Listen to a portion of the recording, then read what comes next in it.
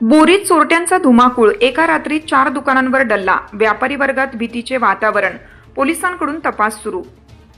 बोरी गावात परभणी जिंतूर मार्गालगत असलेल्या 4 दुकानांवर अज्ञात चोरट्यांनी एका रात्रीत धाडसी चोरी करत एकूण 40,000 रुपयांची रोकड लंपास केल्याची घटना उघडकीस आली आहे.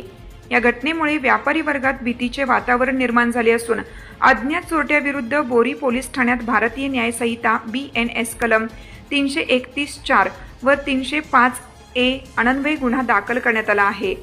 पोलिसांनी विविध पथकाच्या माध्यमातून चोरट्यांचा शोध सुरू केला आहे. पोलिसांनी दिलेल्या माहितीनुसार दिनांक 10 जुलै 2026 रोजी रात्री 8 ते दिनांक 11 जुलै रोजी सकाळी 6:30 वाजण्याच्या दरम्यान ही घटना घडली. परभणी जिंतूर मार्गावर बोरीगावच्या असलेल्या दुकानांचे शटर व कुलूप तोडून अज्ञात चोरट्यांनी आत प्रवेश केला. त्यानंतर दुकानांच्या गल्ल्यात ठेवलेली रोकड चोरून आरोपी पसार झाले.